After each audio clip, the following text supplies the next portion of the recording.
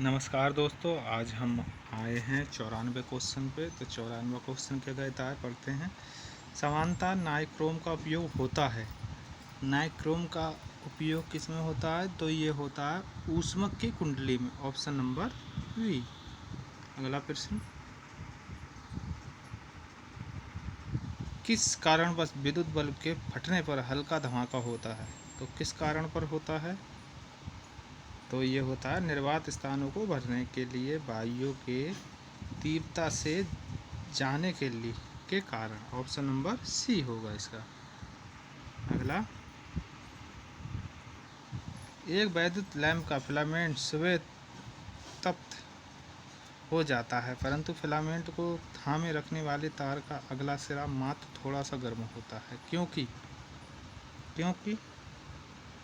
इसका प्रतिरोध काफ़ी कम होता है। Option number B. अगला, निम्नलिखित वैज्ञानिक के द्वारा तड़ित चालक का आविष्कार किया गया था।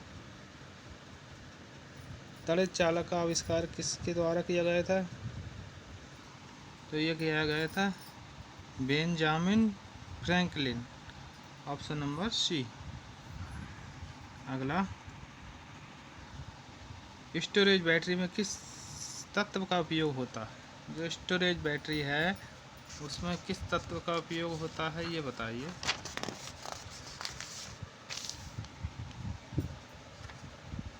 तो इसका सही आंसर क्या होगा? तो इसका सही आंसर होगा ऑप्शन नंबर ए, सीसा।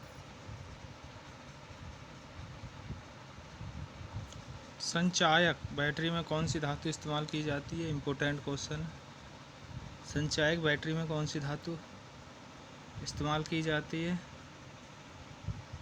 तो ये की जाती है सीसा। ऑप्शन नंबर सी।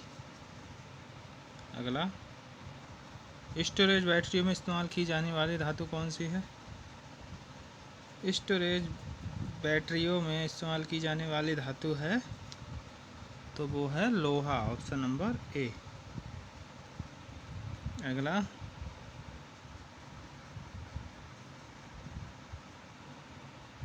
आकाश में किसी बिंदु एक्स वाई जेड सभी मीटरों में हैं, ठीक है, पर विद्युत विभव बी को बी बराबर 4x² वोल्ट द्वारा दर्शाया गया है। बिंदु 1 एम 0 2 एम पर विद्युत क्षेत्र B/M में है, ठीक है। तो इसका मान क्या होगा? तो B बराबर 4x, तो विद्युत क्षेत्र -8I, ठीक है। B बराबर 4x², तो विद्युत क्षेत्र जो होगा वो होगा -8I। तो 8I किस में है? तो ये है ऑप्शन नंबर बी में। अगला, घरों में लगे बिजली के मीटर विद्युत के व्यय को रिकॉर्ड करते हैं। घरों में लगे बिजली के मीटर विद्युत के व्यय को रिकॉर्ड करते हैं, तो वो कौन से होते हैं? किलोवाट प्रति हाउस, यानी किलोवाट एच, यानी यूनिट में। ऑप्शन नंबर सी।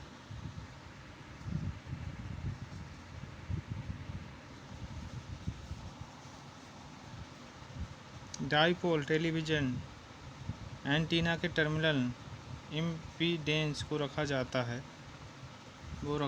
है 75 ओम। Option number A. धारा एक धात्विक कंडक्टर के जरिए जिसका अनुप्रस्थ काट क्षेत्र धारा की दिशा में बढ़ जाता है प्रभावित होती है। यदि हम इस दिशा में अग्रसर हो तो अपवाह वेग बढ़ जाएगा। Option number D. अगला, धारा का वहन करने वाला एक लंबा सीधा कंडक्टर एक रिंग के अक्ष के साथ पड़ता है। कंडक्टर रिंग पर एक बल डालेगा। यदि बल कैसा होगा? धारा का वहन करेगा? नहीं। का धारा का आवेश रूप से आवंटन? नहीं, ये भी नहीं। का आवेश एक समान आवंटित, यानी इनमें से कोई नहीं होगा, ठीक है। अगला, एक धातु के तार में विद्युत का प्रवाह होता है। एक धातु के तार में विद्युत का प्रवाह होता है, वो होता है इलेक्ट्रॉन के कारण। Option number A. Telephone line में प्रवाहित ऊर्जा है। टेलीफोन लाइन में प्रवाहित ऊर्जा है तो वो है कौन सी होती है? ये होती है विद्युत ऊर्जा। Option number B. सूक्ष्म सेल में किस तरह की ऊर्जा निहित होती है? सूक्ष्म सेल में किस तरह की ऊर्जा निहित होती है? वह होती है रासायनिक ऊर्जा। ऑप्शन नंबर सी।